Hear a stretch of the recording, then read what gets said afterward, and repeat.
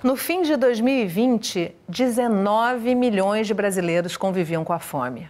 Em 2022, são 33 milhões. Dados do Inquérito Nacional sobre Insegurança Alimentar. O Brasil está de volta ao mapa da fome e é sobre isso que a gente conversa no programa de hoje. Alimento não é uma mercadoria como outra qualquer. Alimento é um direito. Nós chegamos a esse cenário que é insegurança alimentar grave. É importante a gente começar a entender esse fenômeno não como um fenômeno circunstancial. Nós estamos vendo aí um desmonte da alimentação escolar.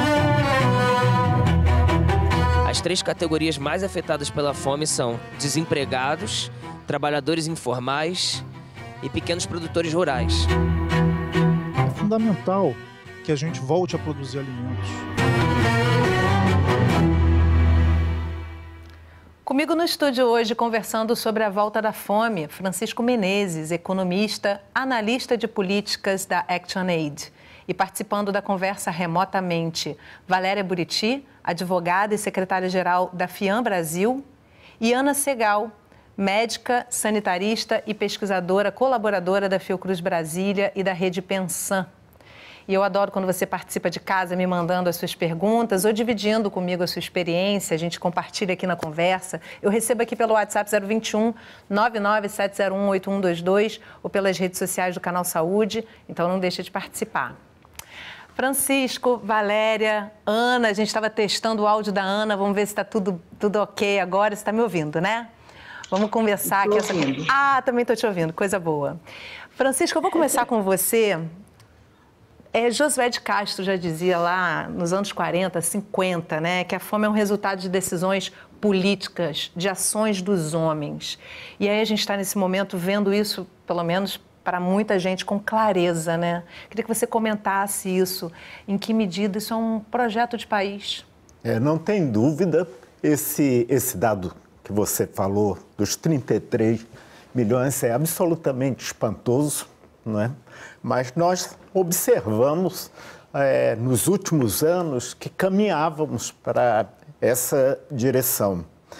Veja que muito se atribui à pandemia esse resultado, mas é importante saber que já se construíam as condições, ou melhor dizendo, já se fazia a destruição de políticas públicas que tinham nos levado a uma situação bastante melhor. Não que a fome tivesse desaparecido, mas que tínhamos obtido reduções significativas nessa direção. E voltamos por vontade, como dizia, e por escolhas políticas que determinaram essa situação, que está muito ligado também ao extraordinário crescimento da pobreza nos últimos anos. Uma coisa leva a outra e vice-versa, né? Ana, deixa eu levar essa reflexão para você também, né? Um projeto de país, será? Porque muitas vezes a gente verifica dados muito claros de que estamos caminhando para isso e pouco se faz, né? Para grande parte da população parece que é natural ter fome. Desculpe, Yasmin, o som está muito... quase não escutei você. Você consegue me ouvir? Vamos ver se você está me ouvindo bem agora. Agora sim. Então, eu estou levando para você essa reflexão do Francisco e também pensando aí em Josué de Castro, enquanto projeto, né? Muitas vezes a gente perceber que a ausência de políticas, mas não só, né? Considerar que a fome é algo que se torna natural. Você está conseguindo me ouvir? Vamos ver se você consegue comentar o que a gente trouxe aqui. Não, realmente está ruim o som.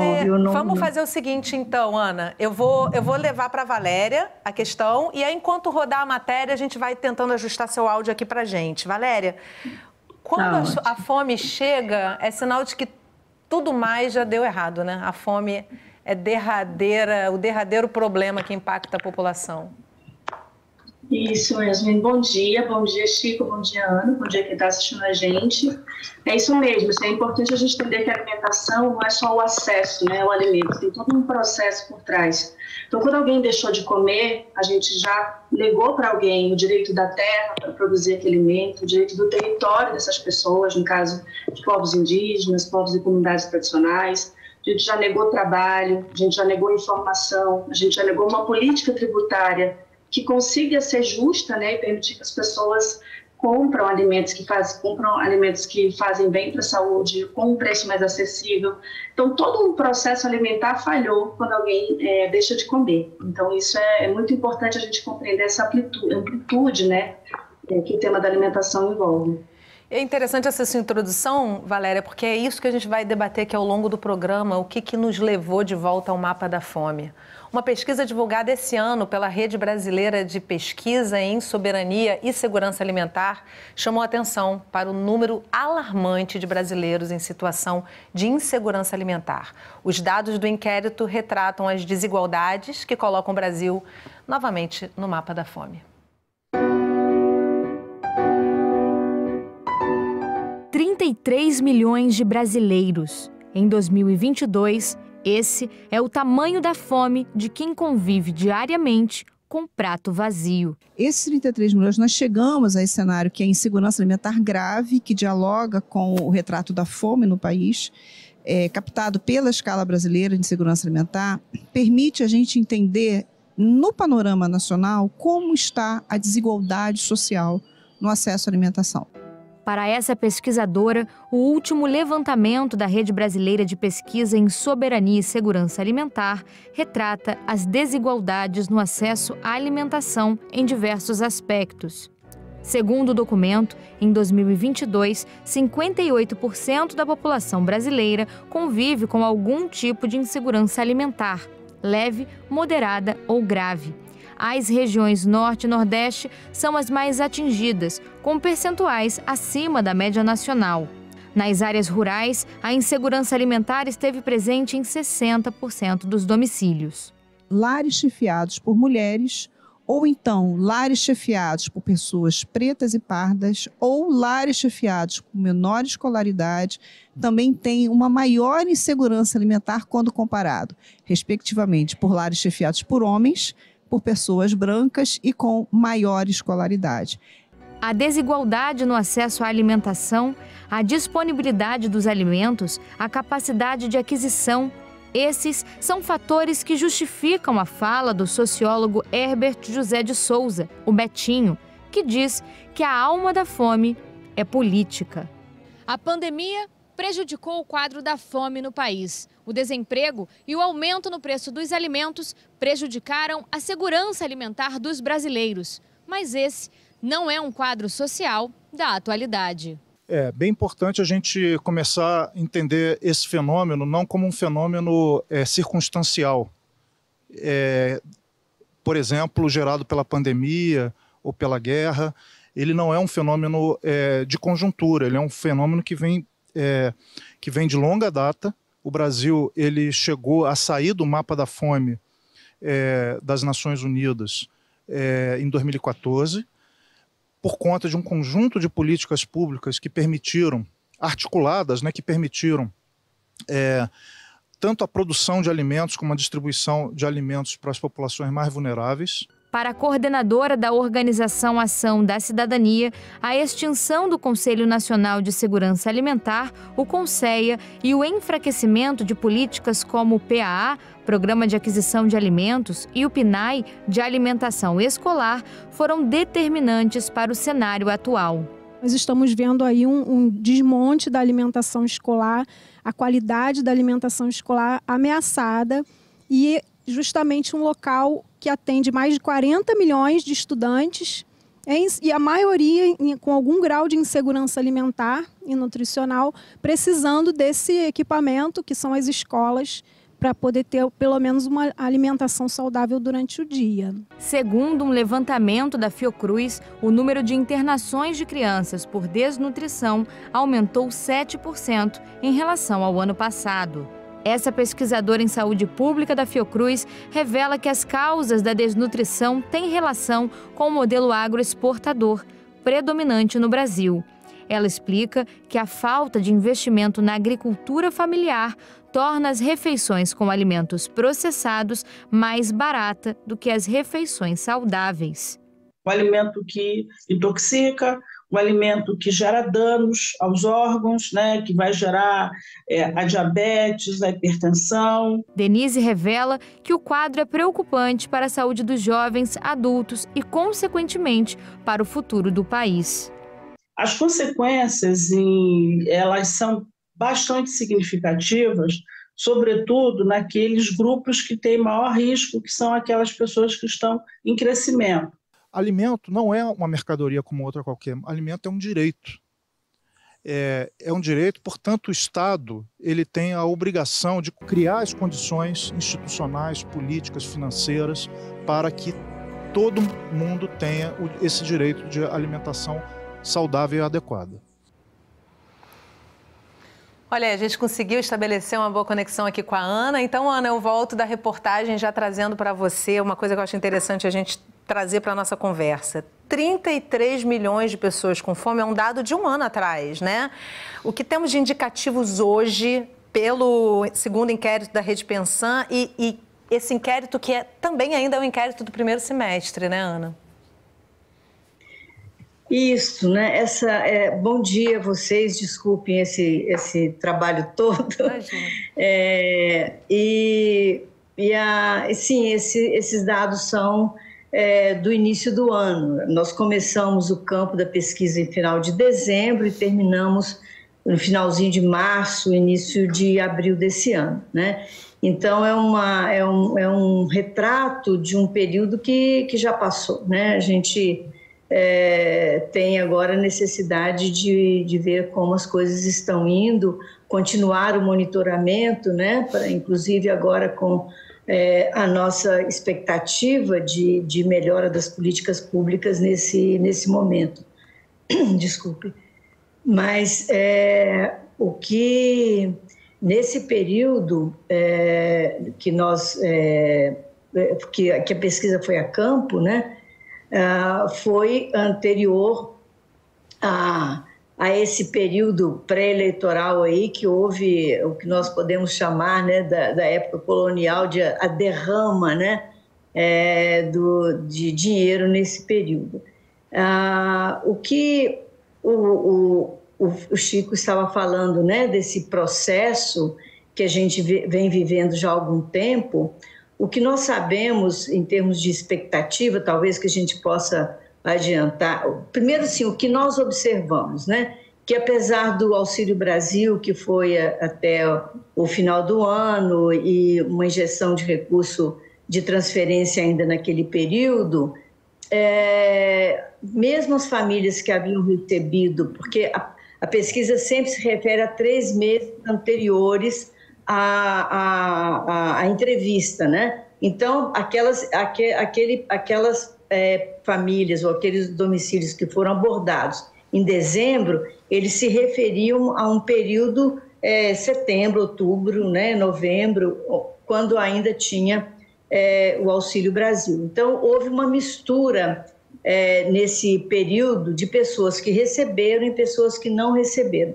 E o que foi observado na pesquisa, que mesmo as pessoas que receberam o Auxílio Brasil naquele período, que era de R$400 ou de R$600, elas, um percentual muito alto delas estava em situação de insegurança alimentar grave, ou seja, estava experimentando a fome. Depois disso houve uma interrupção e há esse retorno agora nesses últimos 3 meses pré-eleitorais. O que a gente pode dizer nesse processo que o Chico estava falando é que as famílias ficaram muito desprotegidas, porque antes o Bolsa Família, ele não vinha sozinho, né? Ele vinha com uma série de outras políticas que protegiam as famílias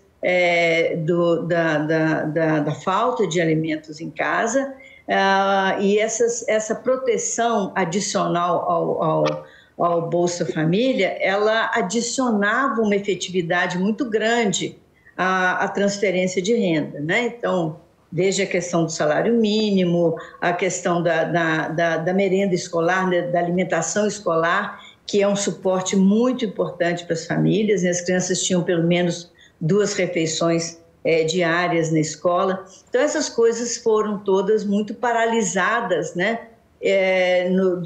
durante um período grande.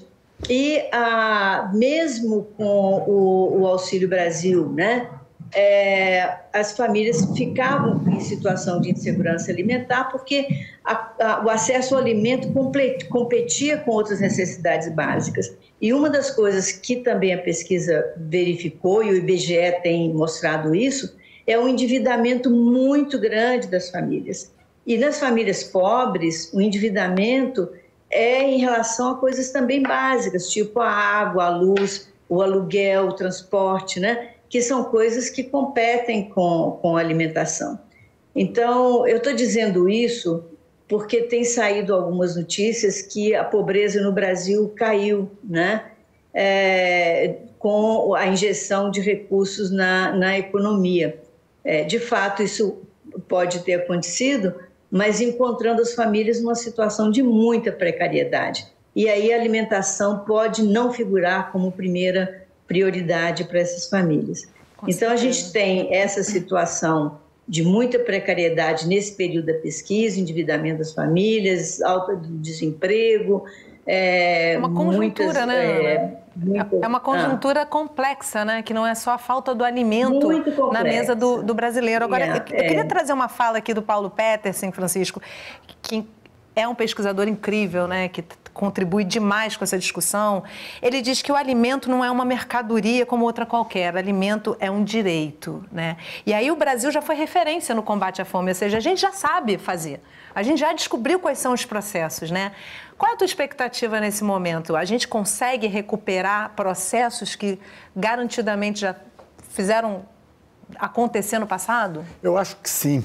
Certamente o que vamos ter que praticar a partir de agora não é exatamente aquilo que se fez antes, porque os tempos passaram, muitos aspectos aí do enfrentamento da insegurança alimentar ganharam contornos novos.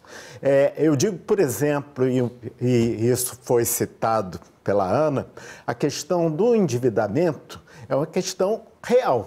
E se fez algo que eu considero muito grave, que foi, junto ao Auxílio Brasil, colocar o empréstimo consignado, abrindo no momento em que as famílias precisavam desesperadamente de atender suas necessidades essenciais, precisavam de recursos, elas assumiram, inclusive, dívidas com juros bastante elevados. Então, temos elementos novos. Mas eu acho que, analisando, inclusive, o que levou a essa situação tão ruim, né, aonde devemos consertar? De um lado, tem o aspecto de enfrentamento da pobreza. Isso pode demorar mais tempo, né? Mas tomar medidas desde já, inclusive em termos de emprego, política salarial, que façam um processo de recuperação. De outro lado, enfrentar o desmonte que se fez. Existem dados em relação a programas de segurança alimentar, por exemplo, programa de aquisição de alimentos ou o programa de cisternas, que eram programas absolutamente exitosos que no orçamento público foram cortados praticamente a zero.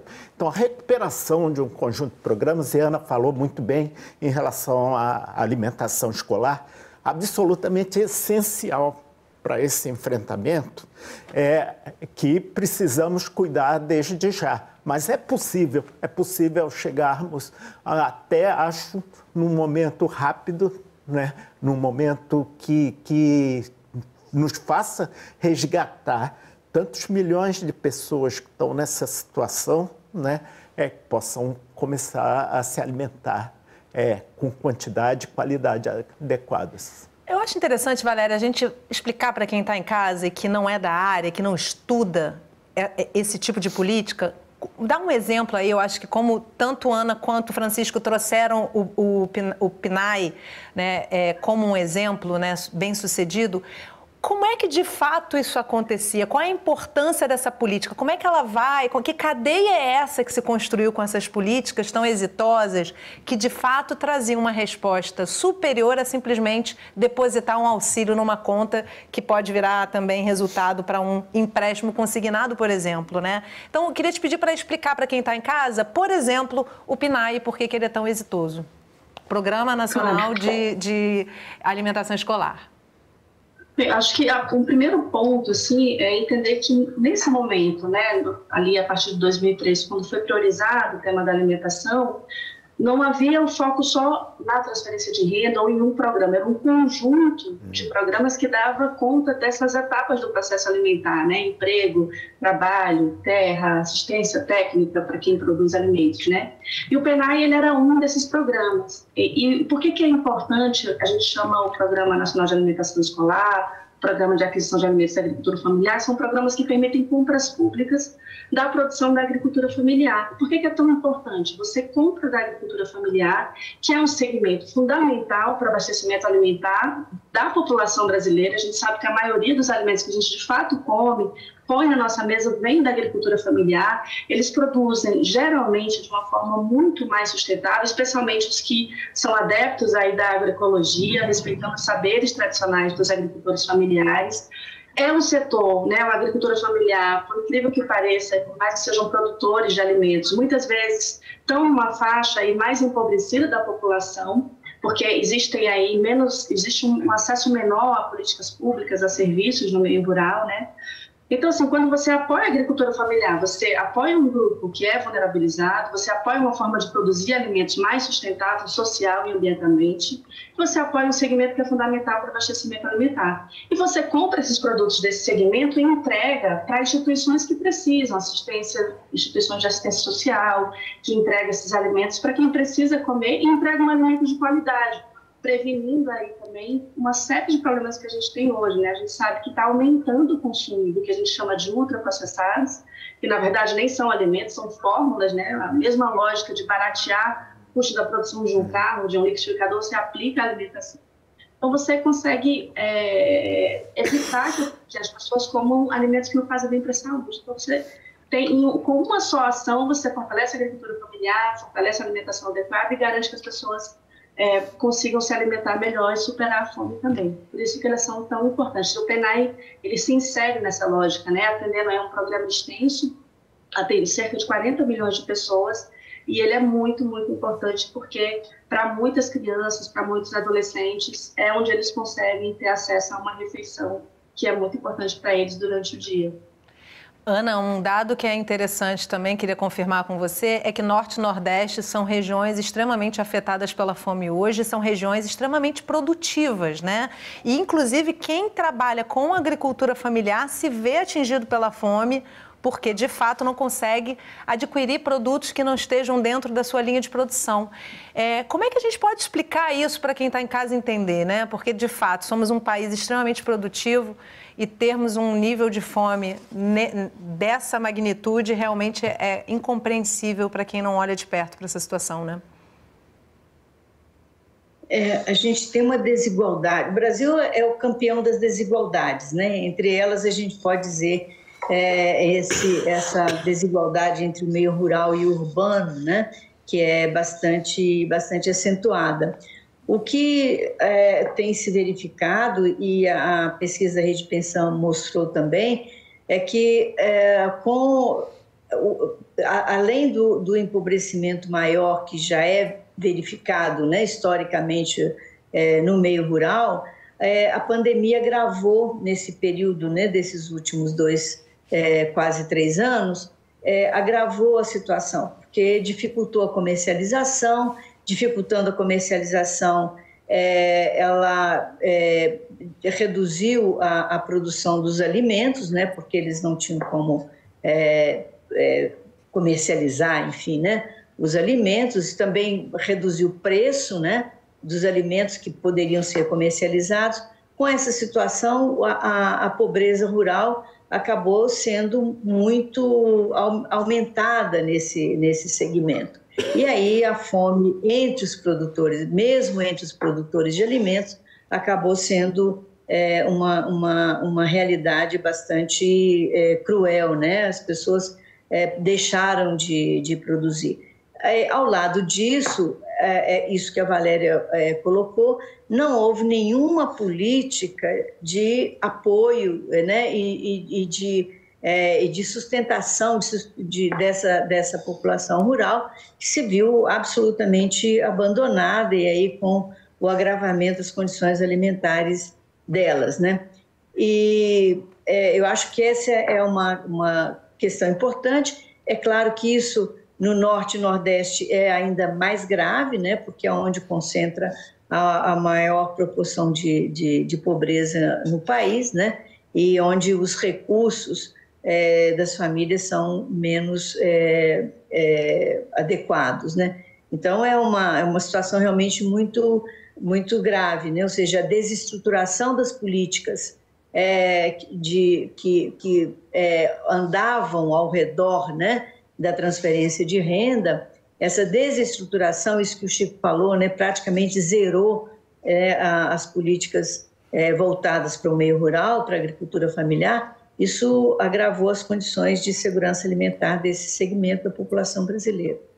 Francisco, para a gente encerrar esse bloco, quero pegar um gancho ali numa fala da Ana, que sem dúvida a pandemia agravou essa situação no país, mas resgatando também uma fala de novo do Paulo Petersen, que ele fala que a gente precisa entender esse fenômeno como algo que não é circunstancial, por exemplo, gerado pela pandemia ou pela guerra, e não é um fenômeno de conjuntura. Assim, de fato, com certeza a pandemia trouxe agravantes, né? Mas que conjuntura é essa que leva a população à fome? Eu acredito que por trás disso havia um projeto que não incorporava a questão do enfrentamento da fome, do enfrentamento da pobreza, né, que obedecia a outros interesses.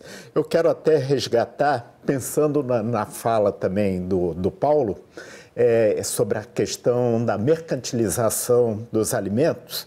Nós não podemos esquecer que, ao mesmo tempo, sobretudo a partir de 2020, se pronuncia uma inflação dos alimentos, alta dos preços dos alimentos, todos nós sentimos, e os mais pobres foram os mais atingidos. E isso se deu, eu acho que exemplifica bem, se deu por uma política.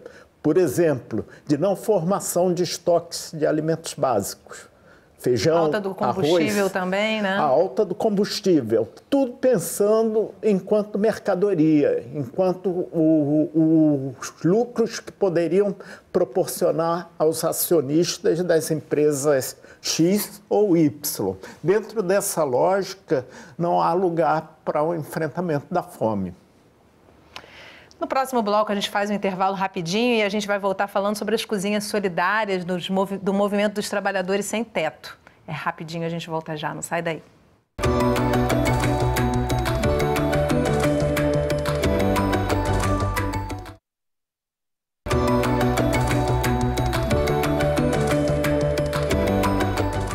O Sala de Convidados está de volta, conversando sobre a volta da fome. Comigo no estúdio para essa conversa, Francisco Menezes, economista, analista de políticas da ActionAid. E participando da conversa remotamente, Valéria Buriti, advogada e secretária-geral da FIAM Brasil, e Ana Segal, médica sanitarista e pesquisadora colaboradora da Fiocruz Brasília e da Rede Pensam. E você ainda não participou do programa hoje, então me manda suas perguntas e comentários pelo WhatsApp 021 997018122 ou pelas nossas redes sociais. Uma ferramenta de combate à fome é exemplo para repensar a distribuição de alimentos no Brasil. As cozinhas solidárias do Movimento dos Trabalhadores Sem Teto são iniciativas que contribuem de forma emergencial com o combate à fome e chamam a atenção para a produção agroecológica em defesa da vida. Uma ponte entre o campo e a cidade. Uma iniciativa emergencial com visão estrutural, que coloca alimentos saudáveis no prato vazio e incentiva os pequenos agricultores. Nós obtemos esse alimento diretamente dos pequenos agricultores, que é um alimento agroecológico, que é um alimento produzido pelo pequeno produtor, e ele vem direto para as cozinhas solidárias para ser distribuído nas cidades e combater a fome, né? Do ponto de vista das categorias do trabalho, segundo o último levantamento da Rede Pensam, As 3 categorias mais afetadas pela fome são desempregados, trabalhadores informais e pequenos produtores rurais. Chega a ser inacreditável que o pequeno produtor, que é o principal responsável por colocar a comida na nossa mesa, esteja sofrendo com o flagelo da fome. A agroecologia camponesa ela é tomada pelo movimento dos pequenos agricultores como,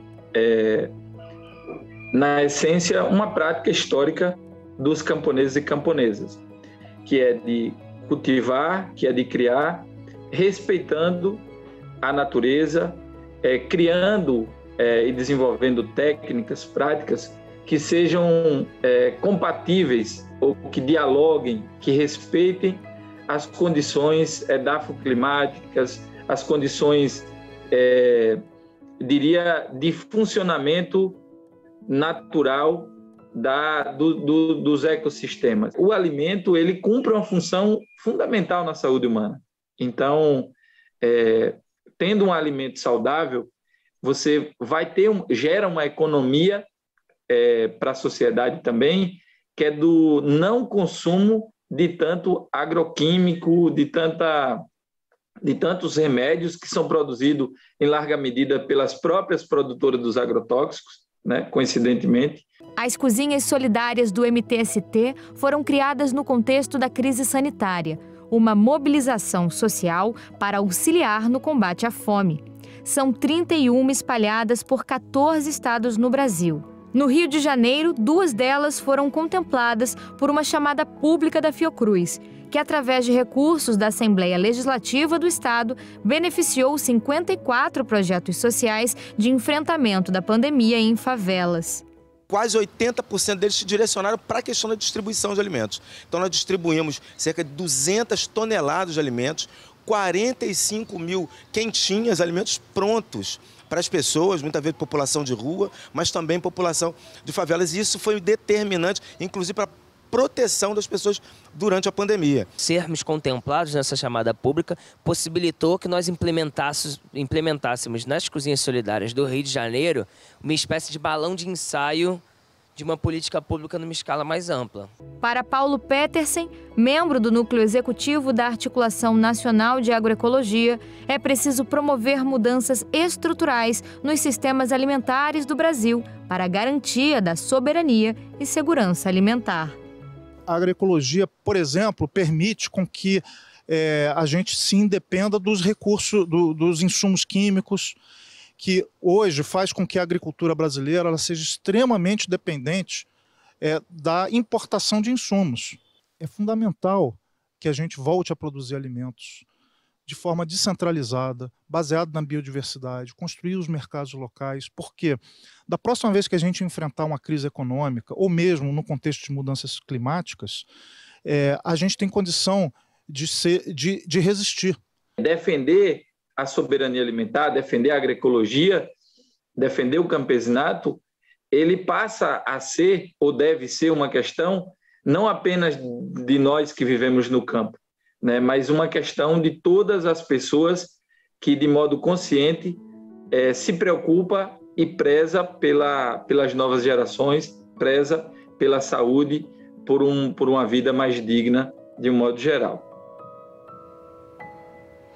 Olha, a gente tem perguntas da audiência aqui, eu vou trazer para você, Ana, que também já te dá um gancho aí para fazer os comentários sobre a fala do Francisco no finalzinho do bloco anterior. O Francisco encaminhou para a gente via WhatsApp a seguinte pergunta: como nós já temos experiência acumulada de outro governo em combate à fome, será mais fácil voltarmos aos números que nos permitiu estar fora da linha da fome no Brasil?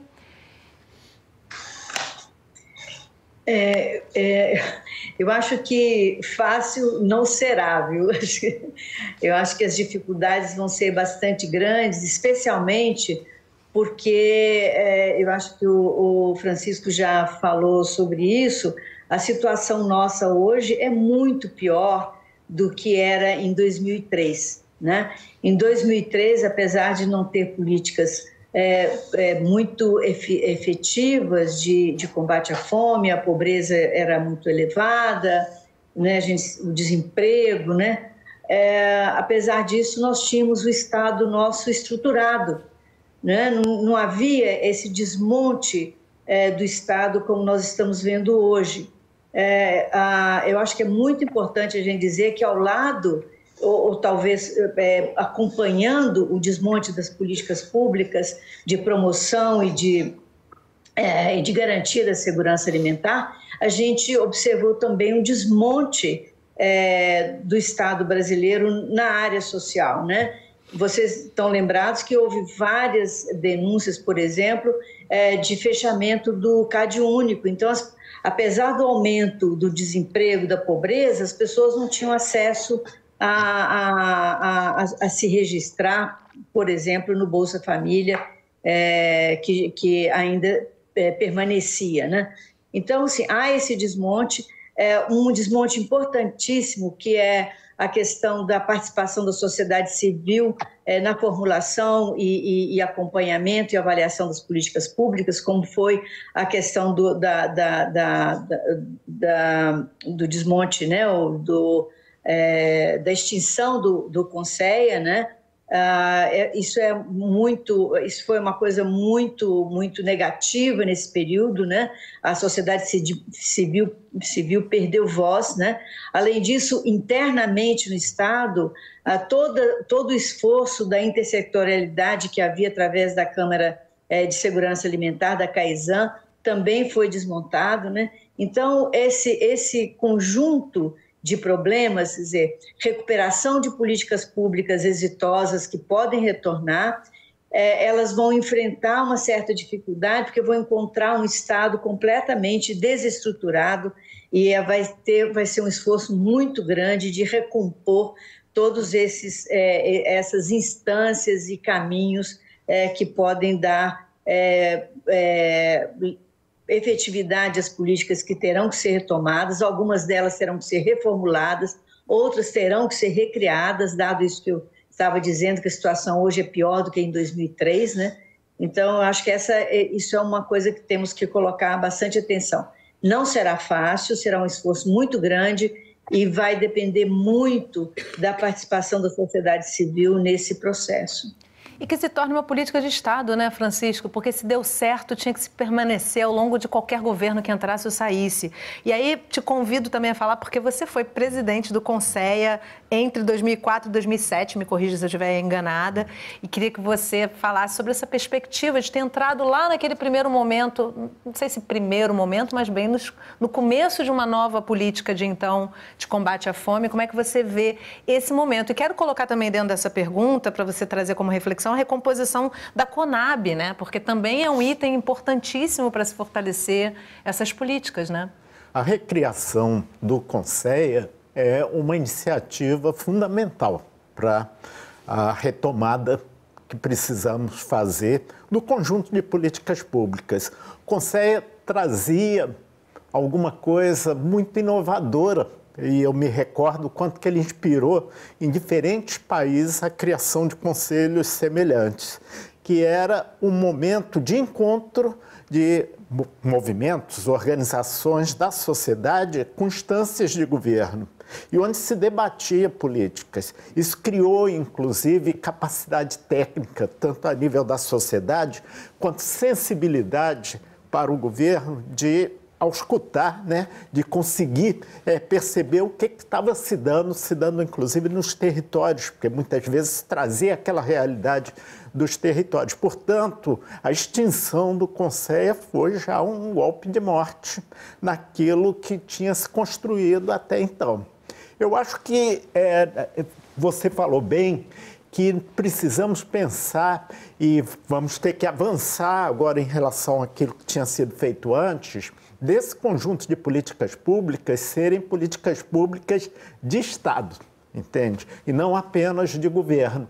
E aí é muito importante instituir a ideia do direito, né? Do direito à alimentação, que inclusive aqueles que recebem os benefícios ou que recebem os resultados dessas políticas públicas compreendam não como uma bondade de governantes, mas que compreendam como direitos deles que estão sendo assumidos, para, inclusive, não vivermos novamente essa situação de destruição que acompanhamos nos últimos anos.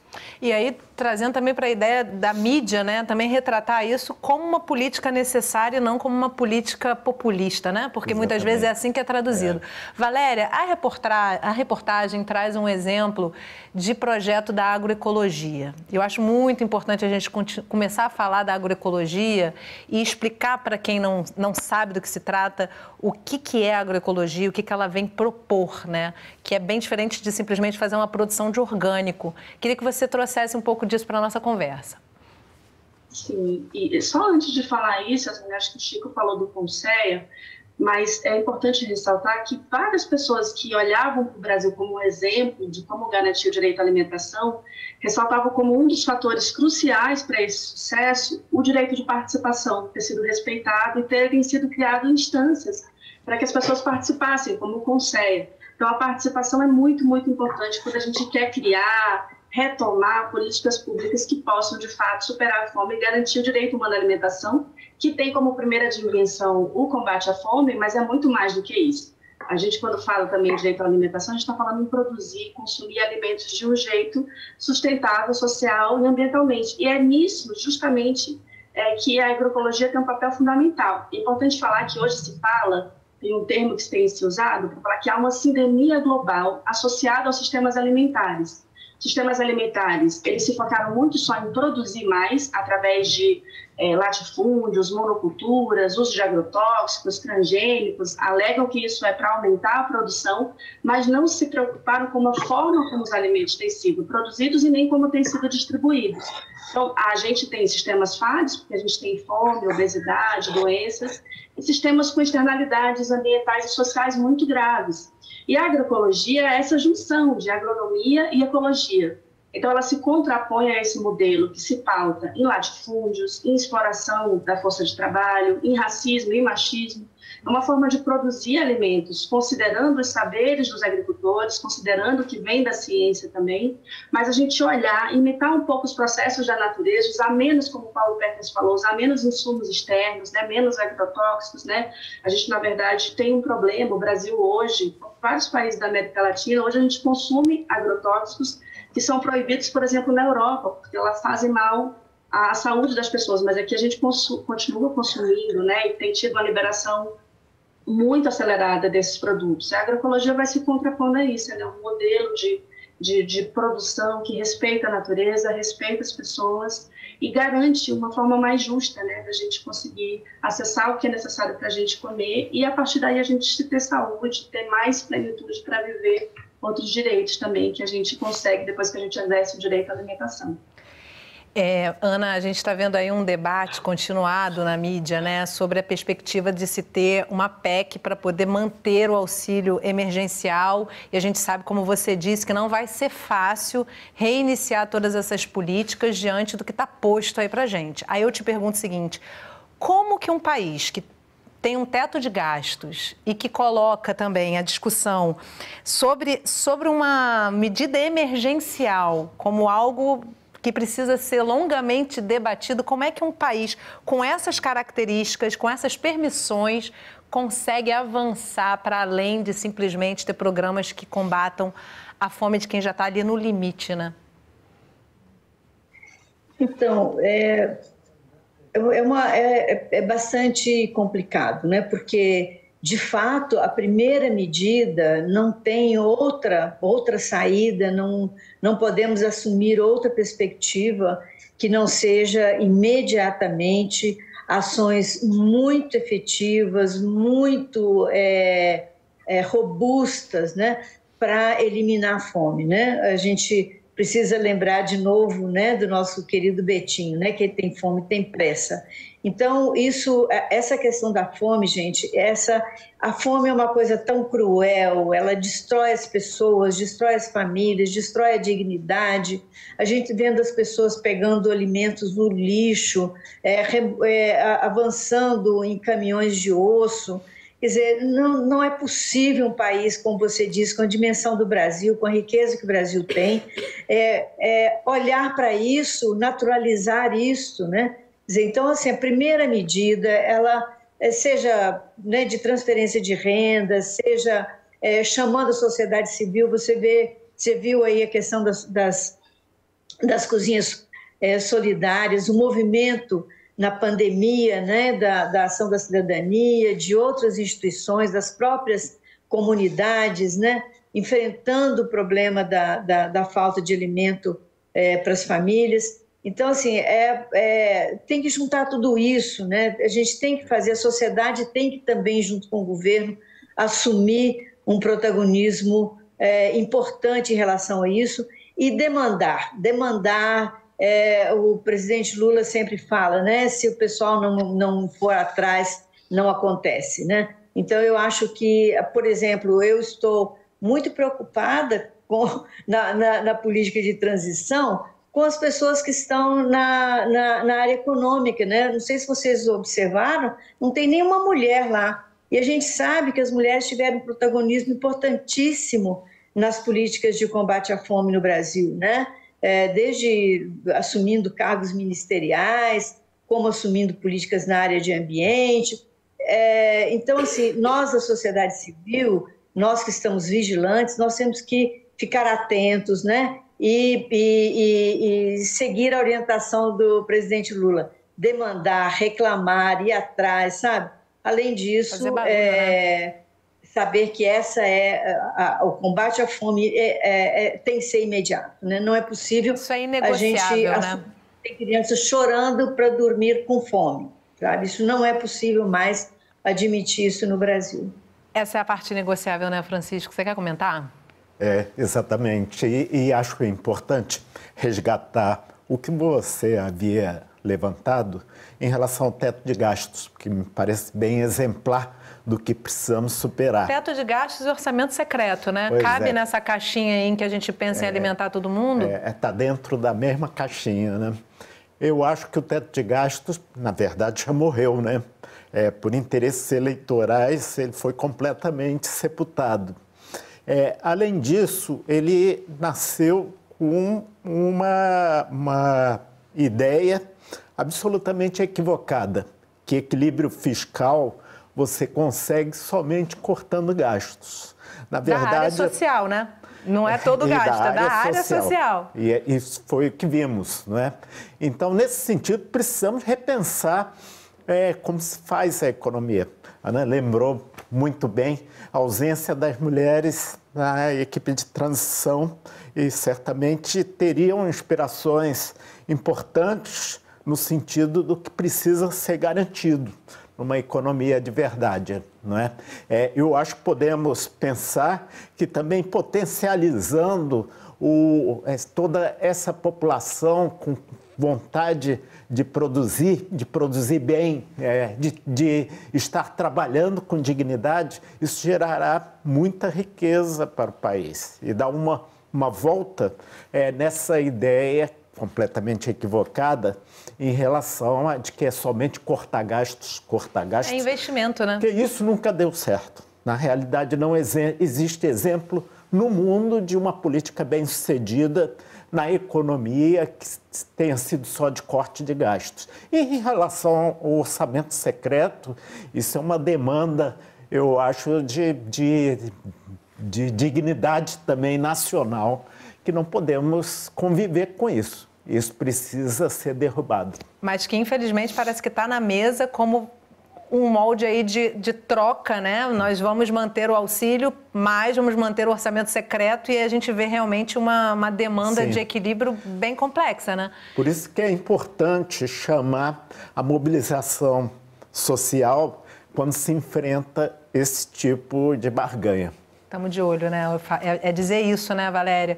Queria trazer um outro conceito aqui com você, porque eu acho que é impossível, na verdade está dado isso, qualquer especialista sabe que é impossível um país ser soberano com fome, né? E aí o conceito de soberania alimentar, que a agroecologia abarca muito bem, queria trazer isso também com você, Valéria, e de que forma a gente consegue fortalecer esse conceito nesse momento, né? Porque isso é dar solidez ao combate à fome, né? Sim, isso é muito importante.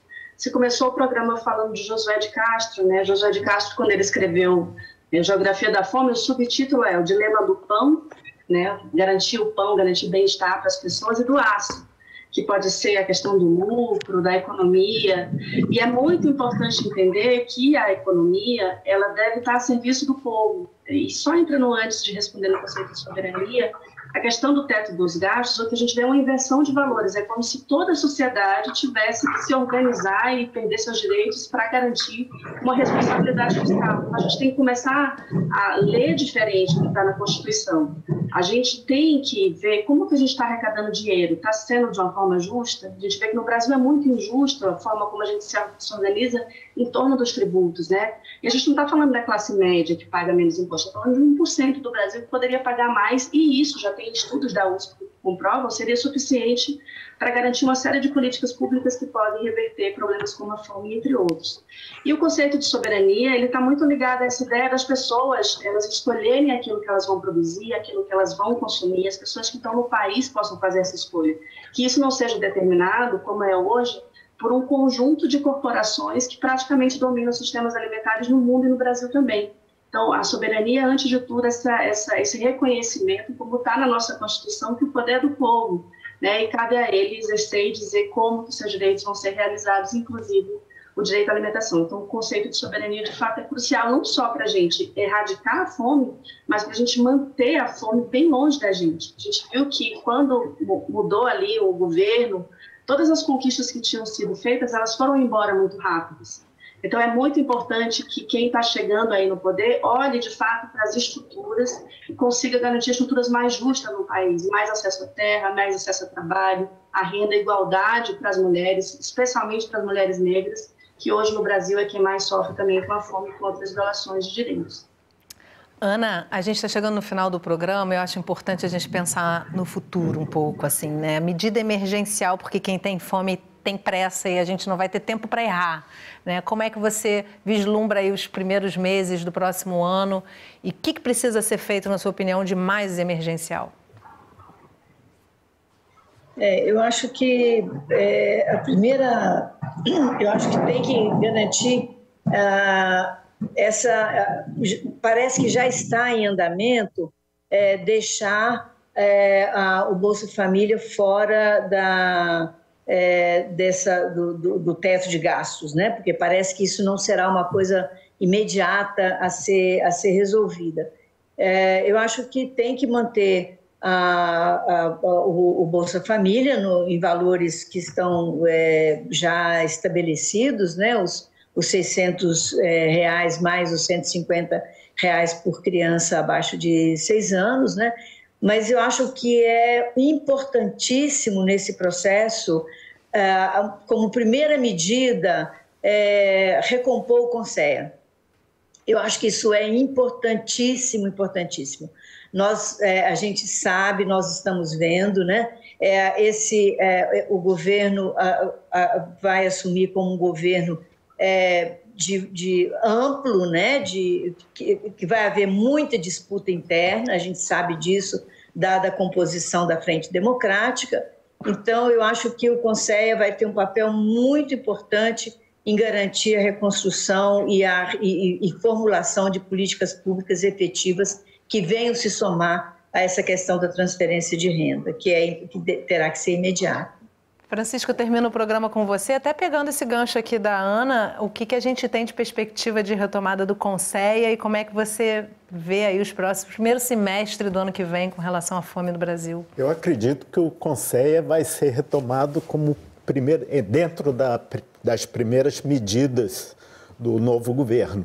Eu acho que existe bem a consciência do que ele propiciou, como a Ana ressaltava. Agora, ao lado disso, e de fato, nós precisaremos pensar em medidas emergenciais, né? Medidas urgentes que precisam ser tomadas. O chamado Auxílio Brasil realmente precisa ser substituído dentro da concepção do Bolsa Família, porque ele é um programa de transferência de renda cheio de enganos, de erros. Basta dizer, por exemplo, que uma mulher com 3 filhos vai receber o mesmo valor que uma pessoa individualmente recebe. E é uma série de erros que foram, ou se não erros, né, de enganos na melhor das hipóteses, na condução da política muito grande. Mas eu queria ressaltar também a questão da alimentação escolar. Essa é crucial, entende? Nós estamos reivindicando uma correção de valor que é repassado pelo governo federal, que há 5 anos não é corrigido. E olha que passamos, como tínhamos frisado, por uma inflação, né, de alimentos tremenda. Está impossível. Nós não podemos mais suportar ver crianças dividindo ovo na alimentação escolar, entende? Isso não é cabível, né? Então, acho que, pensando em termos de medidas imediatas, pelo menos essas duas precisam ser feitas. Só para terminar, dizer também que medidas emergenciais não significam que tenhamos que esperar os resultados delas para começar a tomarmos medidas estruturantes, né? Isso também é absolutamente fundamental. É claro que as medidas mais estruturais podem dar um retorno mais lento, mas elas é que garantirão efetivamente não retornarmos a essa situação tão lamentável como a de hoje. Quem tem fome tem pressa, é tudo ao mesmo tempo agora, né, Francisco? Quero te agradecer muito a sua presença comigo aqui no estúdio. Valéria, Ana, muito obrigada por participarem dessa conversa com a gente, tão importante. Muito obrigada, gente. Obrigada a você que acompanhou o programa de hoje aqui pelo Canal Saúde, um dos nossos canais parceiros. Se você quiser compartilhar essa conversa, entra no site do Canal Saúde, lá você vai encontrar um acervo com a nossa programação completa. Então não esquece que toda semana a gente tem um assunto relevante para dividir com você e eu te espero no próximo programa. Até lá!